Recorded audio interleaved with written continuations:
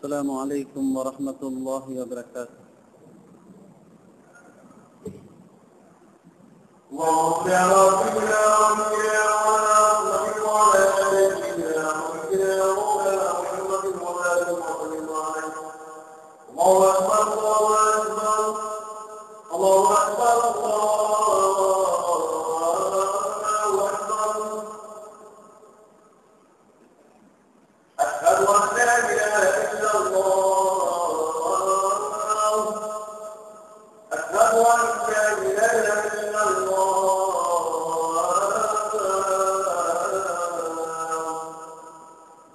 أشهد أن محمدا رسول الله.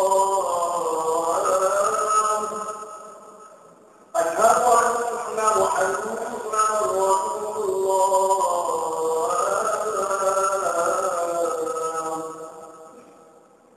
حي على الصلاة حي على الصلاة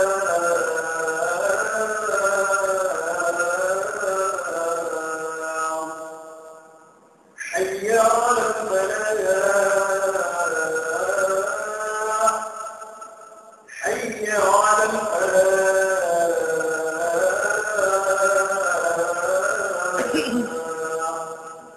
الله أكبر الله أكبر لا إله إلا الله. அஸ்ஸலாமு அலைக்கும் வரஹ்மத்துல்லாஹி பரகாத்துஹு. அன்பான சகோதரருக்கு ஒரு அன்பான வேண்டுகோள். இந்த பயான் சம்மான் கோட் பள்ளியில் ரெக்கார்ட் செய்யப்பட்டதாகும். மேலும் இந்த பயானை www.zmasjid.com வெப்தளத்திலும் கேட்கக்கூடிய வசதிகளும் உண்டு என்பதை அறிய தருகிறோம்.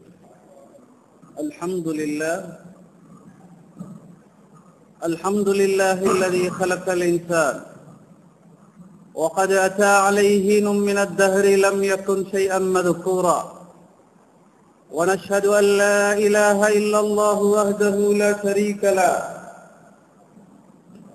ونشهد أن محمدا عبده ورسوله صلى الله على سيدنا محمد وآله وصحبه وسلم تسليما كثيرا كثيرا. أما بعد، فقد قال الله عز وجل بعد أعوذ بالله من الشيطان الرجيم بسم الله الرحمن الرحيم إذا جاء نصر الله والفتح ورأيت الناس يدخلون في دين الله أفواجا فسبح بحمد ربك واستغفره إنه كان توابا. صدق الله العليم. அளவற்ற அருளாளனும் நிகரற்ற அன்புடையோனுமாக எல்லாம் வல்ல அல்லாஹ் சுப்ஹானஹு வ தஆலா அவனுடைய திருநாமம் கொண்டு குத்பாவை ஆரம்பம் செய்கிறேன். இந்த உலகத்திலே பல லட்சக்கணக்கான படைப்பினங்களை எல்லாம் படைத்து பரிபாலிக்கக்கூடிய ஏகநாயன் அல்லாஹ் சுப்ஹானஹு வ தஆலா அவனுக்கே புகழ் அனைத்தும். அல்ஹம்துலில்லாஹ். ஸலாத்தினும் கருணையும் சலாம் என்னும் ஈடேற்றமும் இந்த உலகத்திற்கு ஒரு அருட்கொடையாகவும் மனித குலத்திற்கு ஒரு மாணிக்கமாகவும் வந்துரித்த எமது உயிரிலும் பிரிய கண்மணி நாயகம் முஹம்மது ஸல்லல்லாஹு அலைஹி வஸல்லம் அன்னவர்கள் பேரிலும் அன்னாருடைய வாழ்க்கை வழிமுறைகளை பின்பற்றி நடந்த அருமை சஹாபாக்கள், உத்தமர்கள், நல்லோர்கள், கயாம நாள் வரை வரக்கூடிய அல்லாஹுடைய நல்லடியார்கள் அத்துணை பேரிலும் அல்லாஹ் சுப்ஹானஹு வ தஆலா தன்னுடைய ரஹ்மத்தை சொரிந்தருள்வானாக. புனிதமான ஜும்ஆவுடைய கடமையை நிறைவேற்றுவதற்காக வேண்டி இந்த பூமி லோகத்திலே இருக்கக்கூடிய இடங்களிலெல்லாம் அல்லாஹ் சுப்ஹானஹு வ தஆலாவுக்கு மிகவும் விருப்பமான இடமான அல்லாஹுடைய மாளிகையிலே இத்திகாஃப் நியத்துடன் வந்தமர்ந்திருக்கும் அல்லாஹுடைய நல்லடியார்களே, அன்புக்குரிய சகோதரர்களே, அல்லாஹ் சுப்ஹானஹு வ தஆலா எந்த விடயங்களை எல்லாம் நம்முடைய வாழ்க்கையிலே எடுத்தொழுகுமாறு எங்களுக்கு கட்டளையிட்டிருக்கிறானோ அத்தகைய அல்லாஹ்வுடைய கடமைகளை எடுத்து நடக்குமாறும் எவைகளையெல்லாம் நாம் செய்யக்கூடாது என்பதாக எங்களை தடை செய்திருக்கிறானோ அவைகளை முற்றுமுழுதாக தவறு நடக்குமாறு முதலில் அடியனுக்கும் அப்பால் உங்களுக்கும் வசியத் செய்கின்றேன். மேலான அல்லாஹ்வுடைய நல்லடியார்களே, அல்லாஹ் சுப்ஹானஹு வ தஆலா இந்த பூமி லோகத்திலே எத்தனையோ படைப்பினங்களை படைத்திருக்கின்றார். இந்த அத்துணை படைப்பினங்களிலும் மனித சமுதாயத்தை மிகவும் சிரேஷ்டமான ஒரு படைப்பா அல்லாஹ் படைத்தது மாத்திரமல்லாமல் முஸ்லிம்களை மிகவும் உயர்ந்தவர்களாகவும் கண்ணியமானவர்களாகவும் ஆக்கி வைத்திருக்கின்றார்.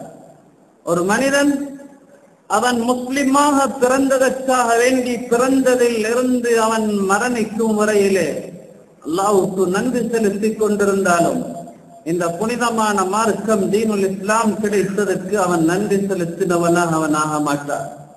ஏனென்று சொன்னால் இந்த தீனுடைய இஸ்லாத்துடைய பெருமதி அவ்வளவு உயர்ந்ததாக இருந்து கொண்டிருக்கின்றது.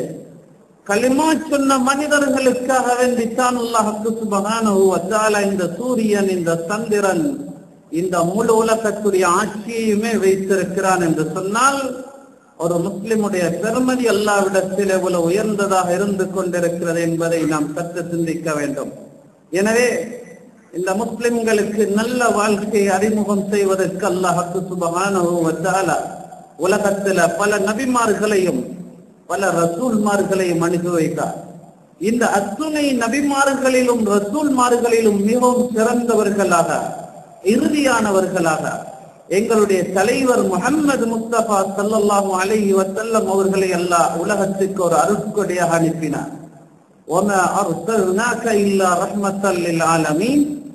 நபியே நாயகமே, இந்த உலகத்திற்கு உங்களை நாங்கள் ஒரு அருட்கொடையாகத்தான் நாங்கள் அனுப்பினோம் என்பதாக அல்லாஹ் குறிப்பிட்டிருக்கின்றார்.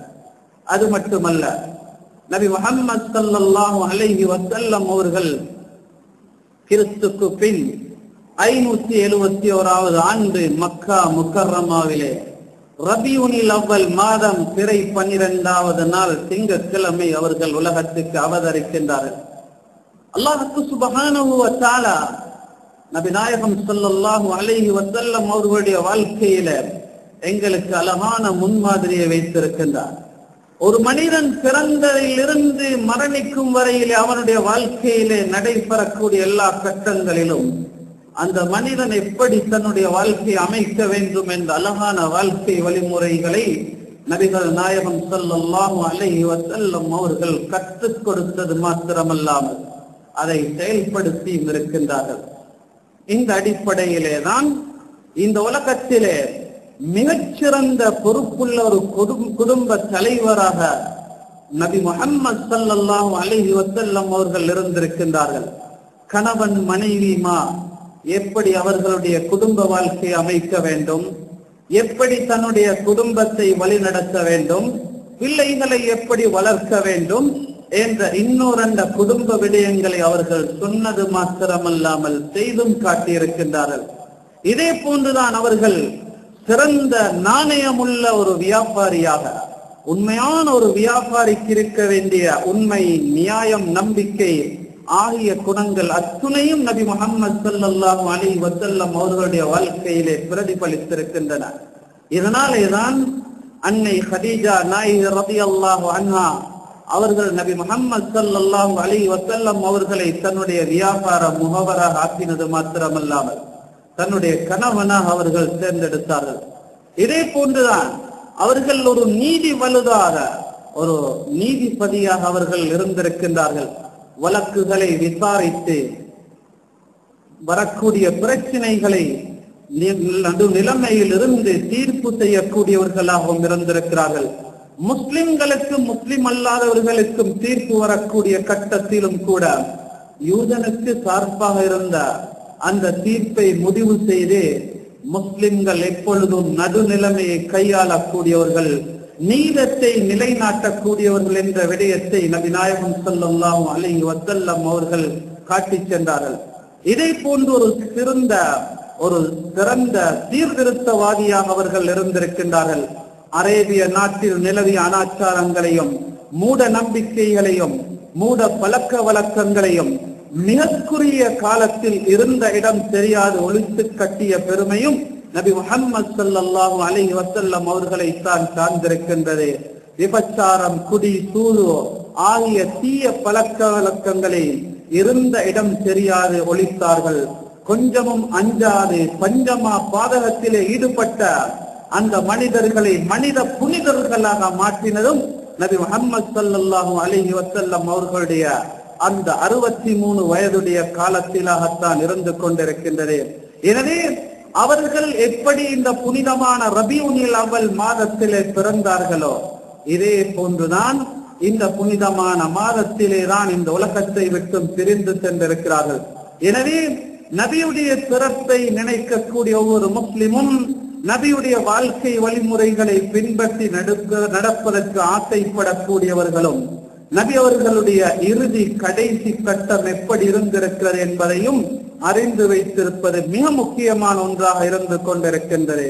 நபி ஸல்லல்லாஹு அலைஹி வஸல்லம் அவர்கள் ஹிஜ்ரி 10வது ஆண்டு ஹஜ்ஜத்துல் வதா தன்னுடைய கடைசி ஹஜ்ஜை முடித்துக் கொண்டு அங்கிருந்த சஹாபாக்களிடத்திலே சொன்னார்கள், குது அன்னி மனாசிகக்கும், என்னுடைய அன்பு சஹாபாக்களே, என்னிடம் இருந்து நீங்கள் இந்த ஹஜ்ஜுடைய வணக்கத்தை நீங்கள் கற்றுக்கொள்ளுங்கள்.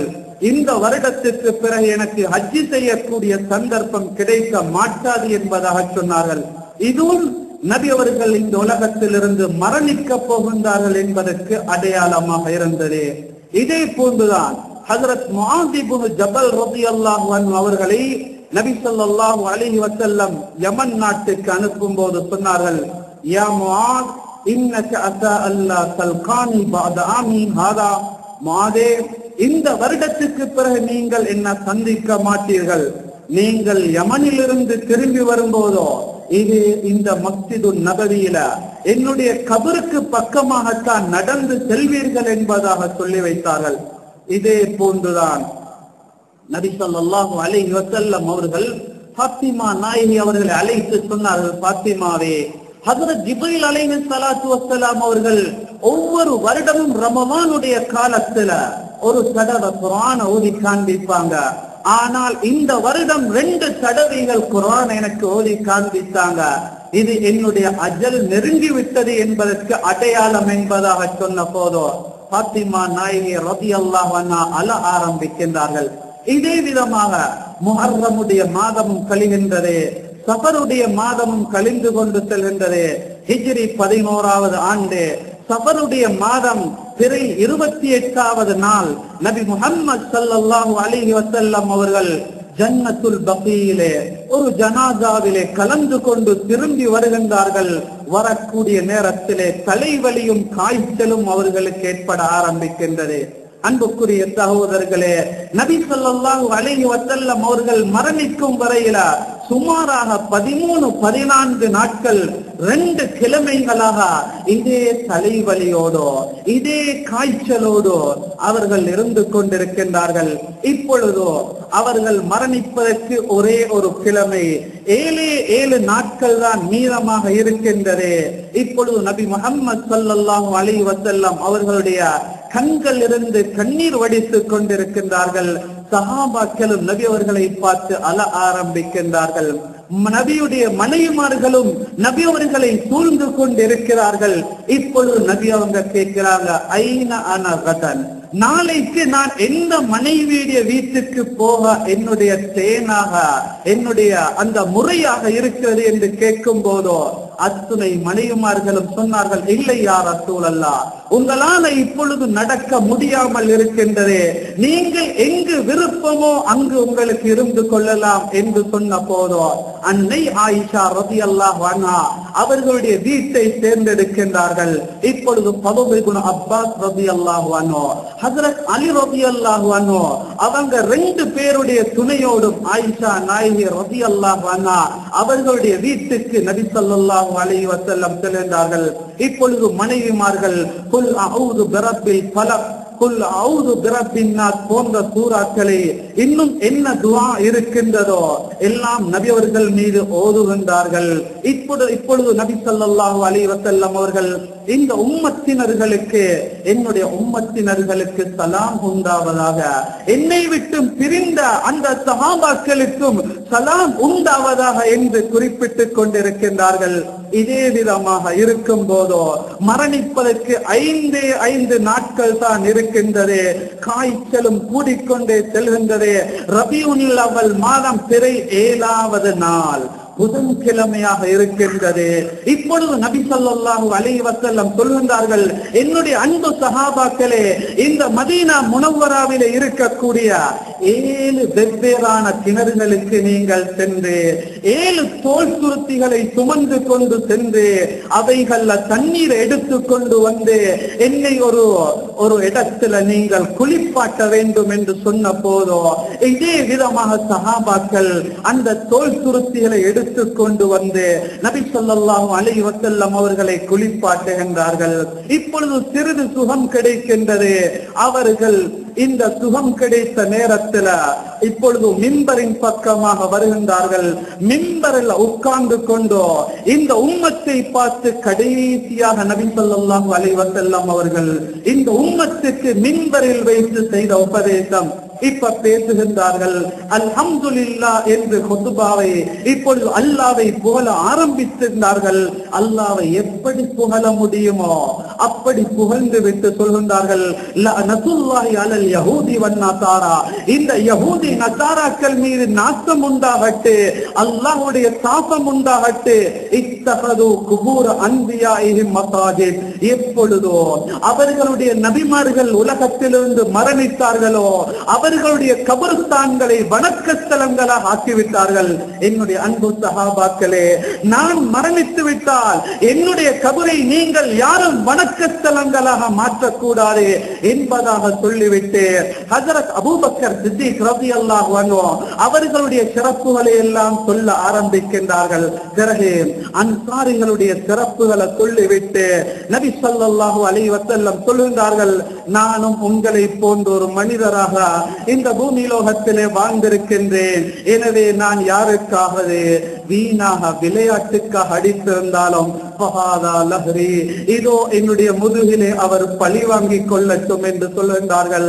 மீண்டும் சொல்கிறார்கள், உங்களுக்கு நான் யாருக்காவது வீணாக ஏற்றி இருப்பேன் என்றால், யாருடையாவது மானத்தை பங்கப்படுத்தி இருந்தால், இதோ என்னுடைய ஹயாத்துல நான் மிம்பரில் இருந்து இறங்கும் போது என்னுடைய மானத்தை நீங்கள் வெளியாக்கி விடுங்கள், அவமானப்படுத்துங்கள் என்று சொல்லிவிட்டு அவர்கள் சொல்கின்றார்கள், உங்களோடு நான் சில காலம் நெருங்கி பழகினேன், யாருக்காவது ஏதாவது கொடுக்கல் வாங்கல்கள் இருக்கும் என்றால் இதோ என்னிடம் கேட்டுக் கொள்ளுங்கள் என்பதாக சொல்கின்றார்கள்.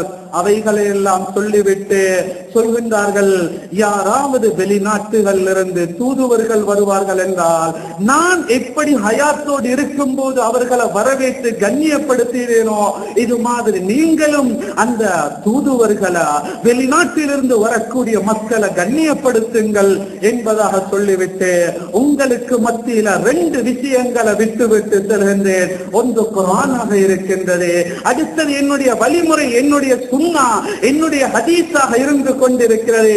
இந்த 2ஐயும் நீங்கள் பற்றி பிடித்துக் கொள்ளுங்கள் என்று சொல்லிவிட்டு தயாராக இருந்தார். உஸாமா ரலியல்லாஹு அன்ஹு அவங்களோட படைய அனுப்புங்க என்பதாகவும் நபி அவங்க சொல்லிவிட்டு அஸ்ஸலா, தொழுகையுடைய விஷயத்துல நீங்க ஒவ்வொருத்தரும் கண்ணும் கருத்துமாக இருங்கள், தொழுகையுடைய விடயத்தில் அல்லாஹ்வை பயந்து கொள்ளுங்கள் என்பதாக சொல்லிவிட்டு இப்பொழுது சொல்கின்றார்கள், இன்னல்லாஹ ഖയ്யர அப்தன் பைன துன்யா வ பைன மா இன்தல்லாஹ், அல்லாஹ் சுப்ஹானஹு வ தஆலா ஒரு அடியானுக்கு துனியாவும் ஆகிரத்துக்கு மத்தியில இஷ்டம் கொடுத்து விட்டான்.